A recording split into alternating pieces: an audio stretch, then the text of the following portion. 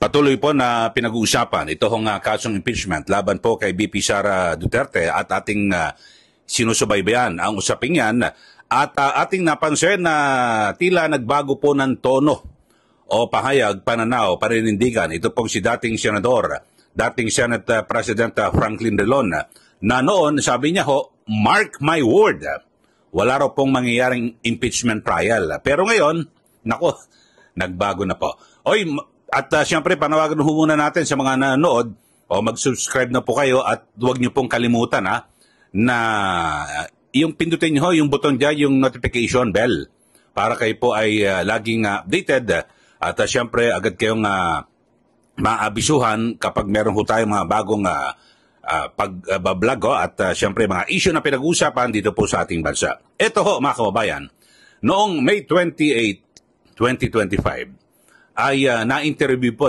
sa Billionaire News Channel. Ito pong si dating Senate President Franklin Drilon at di ba pinag-uusapan dahil sa nagsabi ko siya na mark my word, talagang wala raw pong mangyayari na impeachment trial dito po sa kaso ni BP Sara Duterte. Pero ngayon, nagbago na ho. At sabi niya dapat na raw ituloy itong impeachment trial laban po kay BP Sara Duterte at continuing body na raw ang Senado. So parang ibang-iba ho ang tono niya noon nung ma-interview siya noong May 28. So talagang ibang klase talaga mga politiko natin. Ito, pakinggan ho natin at balikan natin yung kanyang binabanggit na mark my word. Ito ho With the now composition of the Senate, what do you think is going to happen to the impeachment, the impending impeachment trial of Vice President Sara? Mark my word, there will be no trial in my assessment. There will be no trial in the impeachment court because Vice President Sara, correctly, as I put it as a lawyer, would not want to start a trial. Because once the trial starts, you do not know how it will end. Karen, you were involved as part of the defense team of President Erap Estrada. Of Corona. Chief Justice Corona, yes. You'll never know what will happen in the course of the trial. Yeah. You'll never know what comes out as evidence, and therefore, you'll never know how the senators will vote, how public opinion will be swayed, which is a factor in the impeachment trial. How is this, in my opinion, will this be prevented? What will be prevented is a trial. The impeachment is there, but the trial will, in my view, will never happen. Because if I were Vice President Sara, I would immediately put up front at the start of the trial, issue of jurisdiction. Very simple question. Would the senators of the 20th Congress have jurisdiction over allegations and complaints filed in the 19th Congress? If you look at the calendar put out by Senate President Escudero, you will notice that yes, the impeachment process will start, I think, in June. In June, yes. June 2. Yes. But if you look at it, what will happen on June 2? Sir, many preliminaries, answers, etc.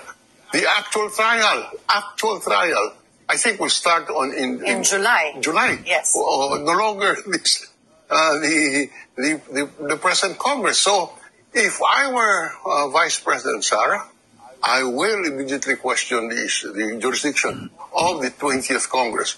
Now, the first body that will decide that is the impeachment court itself. Now, in the impeachment court, will decide one way or the other, it will end up in the Supreme Court. So the issue of jurisdiction will have to be tackled in the Supreme Court, and I am not aware of any precedent which we can rely upon. Yes. So, Okay, so maliwanag ho mga kababayan, yung binabanggit ni dating Senate President Franklin Drilon na mark my word. Tandaan nyo ito.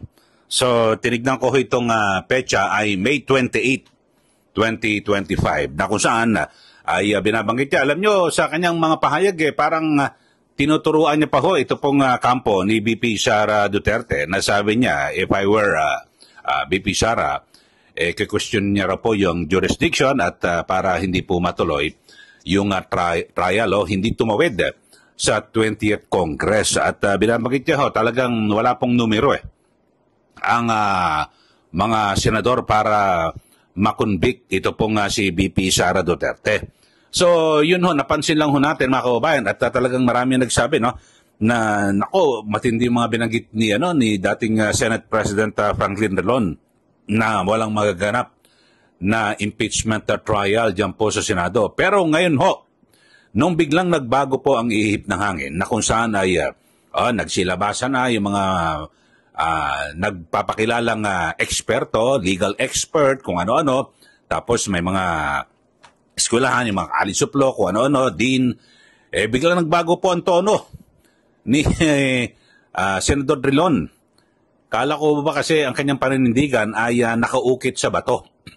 O ito ay nakabase po sa ligang batas, yung kanya mga pinagbabasihan.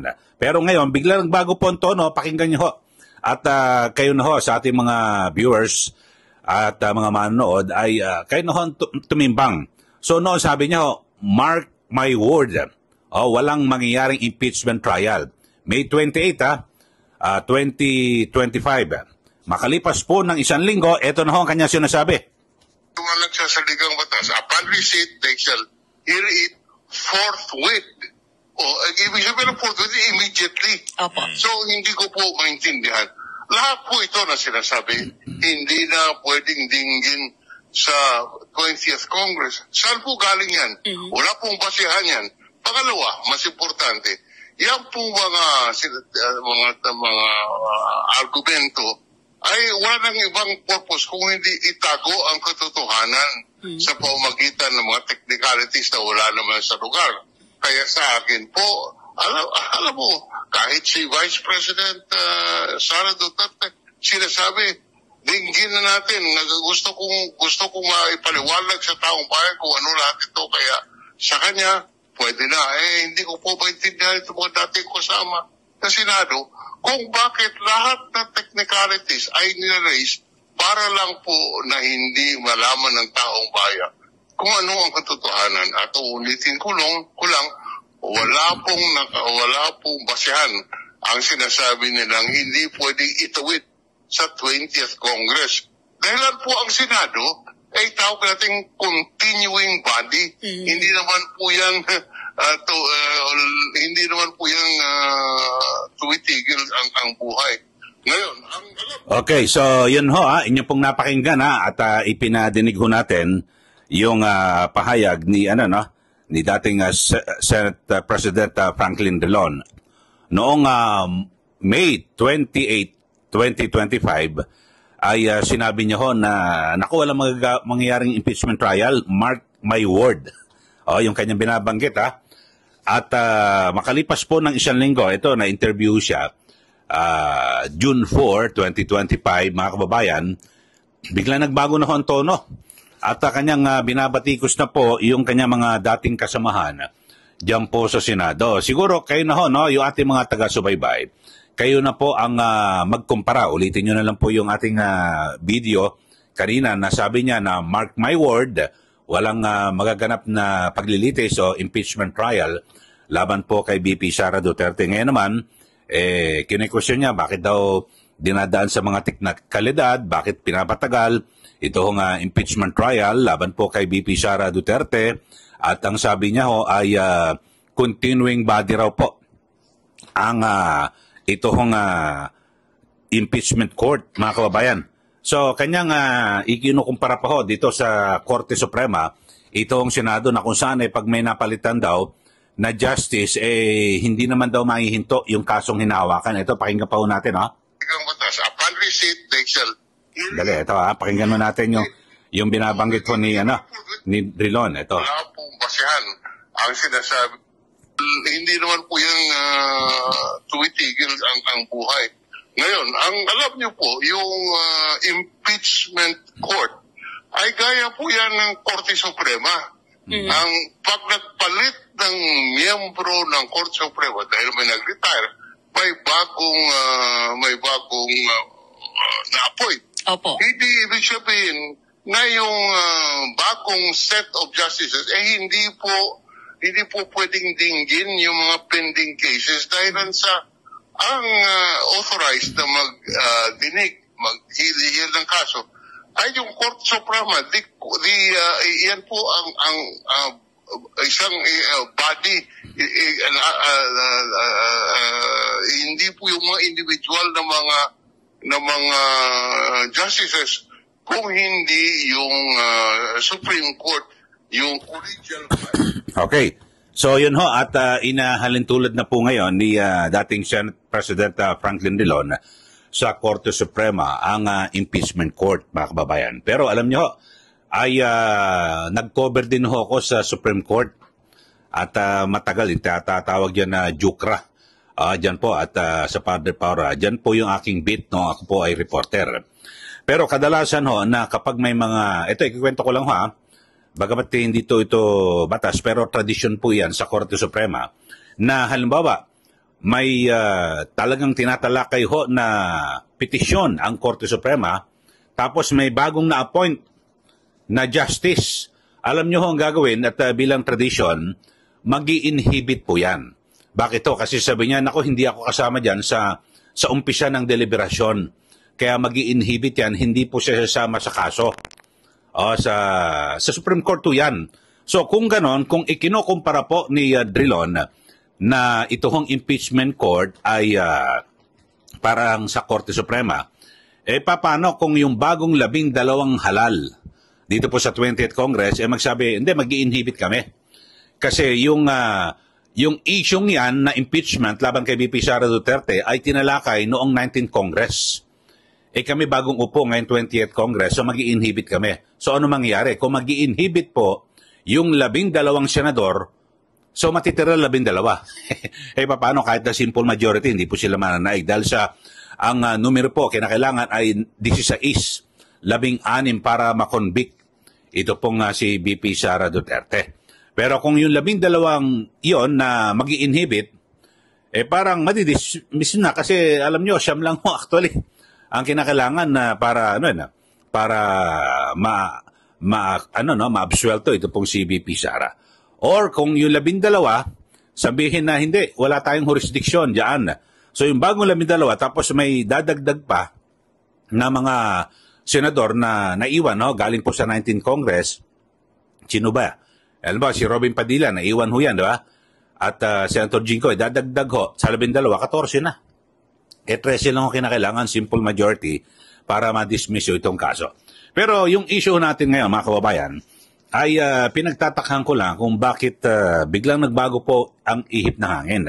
Bakit bigla pong nagbago ang tono ni dating Senate President Franklin Drilon dito po sa isyong ito. Di ba, retirado na ho ito at sabi niya, di na raw po siya babalik sa politika.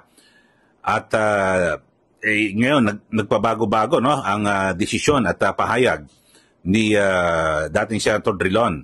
Kasi nung una, sabi niya, mark my word. Kaya alam niyo, sinabi niya, tinandaan ko Talagang minarkahan ko rin po yung aking kalendaryo. So, May 28, 2025, kanyang binanggit ho. Ito pong ni dating Senate President Drilon. So, na-interview yan sa Billionaire News Channel kay Attorney Karen Jimeno ng Forefront. So, yun ho. At alam naman natin, sa bagay, ito pong si dating Senador Drilon ay nasa Liberal Party, ano? Na ngayon, binabansanggang dilawan. Siguro nang umiingay ho yung issue ng panawagan na ituloy yung impeachment, biglang binago niya yung kanyang pananaw. So, kasi kung ang iyong pananaw ay merong basihan sa ating saligang batas at base sa iyong experience, dapat hindi ka magbabago Pero bakit nagbago? Yun lang ho. Kayo ho, sa ating mga viewers, ano pong masasabi nyo dito sa biglang parang nagbago pong tono ni Drilon dito po sa issue po ng impeachment? Noong una, mark my word, walang mangyayaring trial paglilitis sa kaso ni VP Sara. Ngayon naman, biglang nabago, makalipas ang 1 linggo, noong umingay na umingay, ang sabi niya, hindi, dapat ituloy yan. Continuing body ang Senado. So, yun no, nagbago na ang kanyang pananaw. So, yun lang ho. So, parang ganito ganyan pa talaga mga politiko sa atin.